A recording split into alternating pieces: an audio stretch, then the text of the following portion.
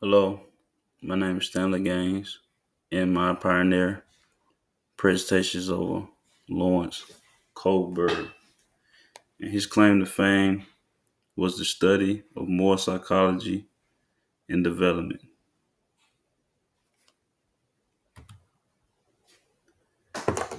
His early childhood. Lawrence Kohlberg was born in Bronxville, New York on October 25th, 1927.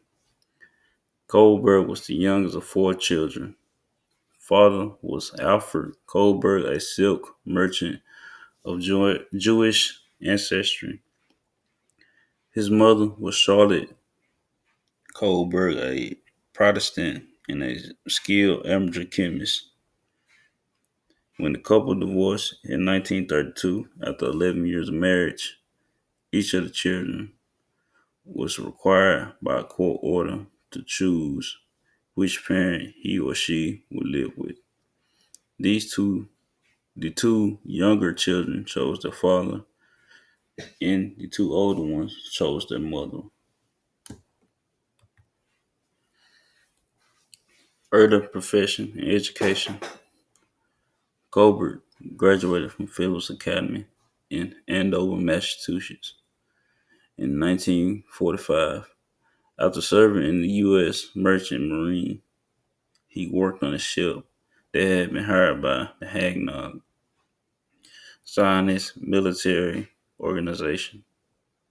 Colbert married Lucy Stigberg in 1955, and the couple had two sons, David and Stephen. Colbert was imprisoned in British internment camp in Cyprus, returning to the U.S. in 1948. He enrolled at the University of Chicago, where he completed a BA in psychology, and 1 year in a PhD in psychology in 1958. Early profession and education. He started his career by teaching at Yale University as an assistant professor. In 1962, he returned to the University of Chicago as an assistant professor. Lawrence Colbert held teaching positions at various institutions before settling at Harvard University in 1968.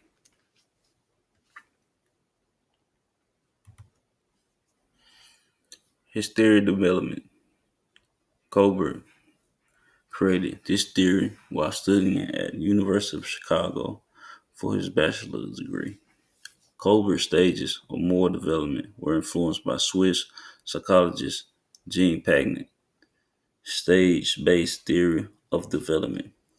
According to Piaget, children naturally progress from a form of moral reasoning based on consequences of an act to ones that takes the actor's intentions into account.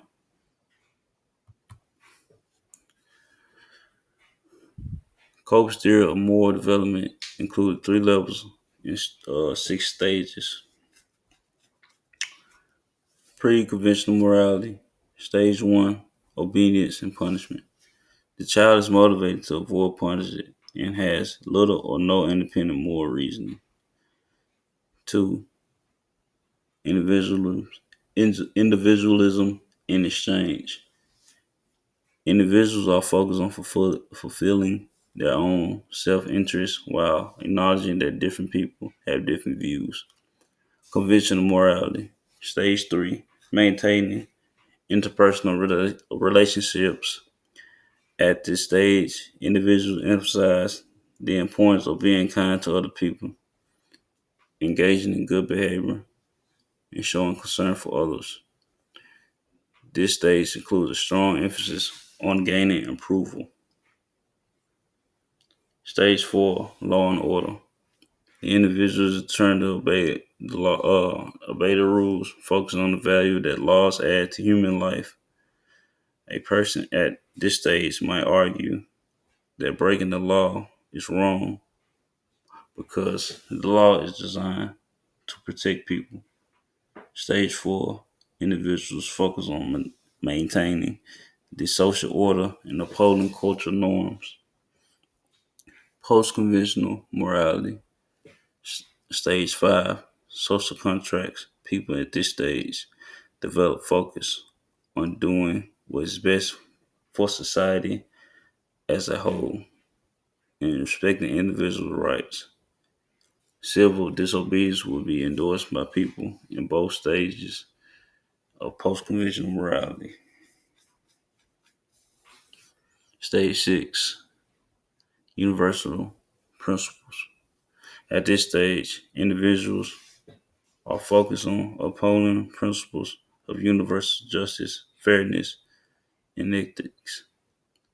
They believe in the democratic process, also endorse disobeying unjust laws.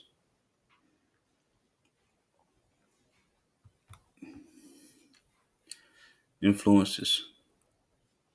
His theory of moral development was dependent on the thinking of Swiss psychologist Jean Piaget and the American philosopher John Dewey. He was also inspired by James Mark Baldwin. These men emphasized that human beings develop in a progressive fashion.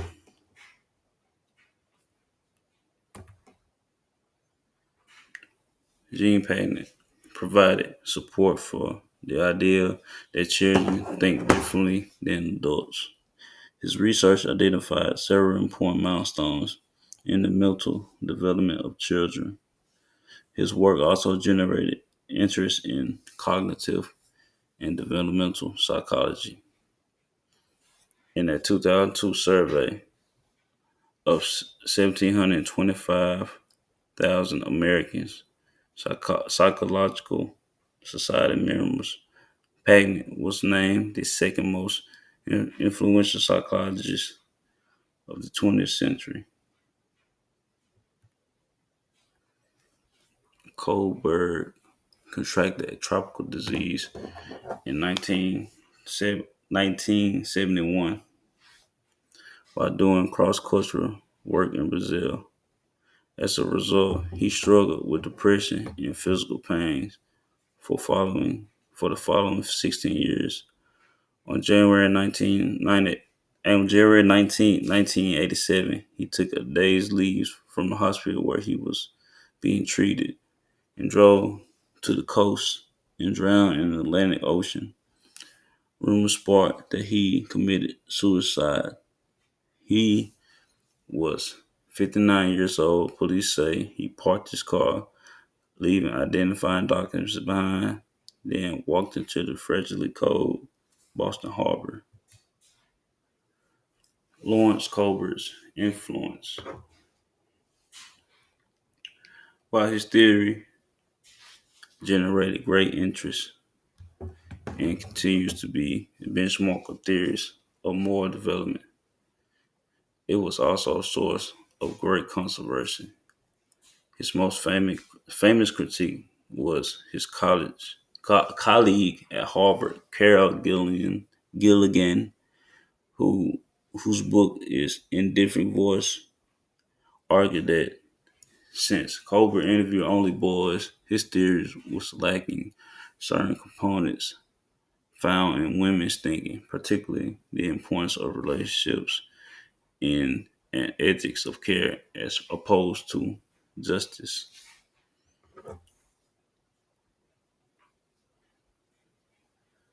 Kohlberg's theory was highly influential, especially in psychology and education.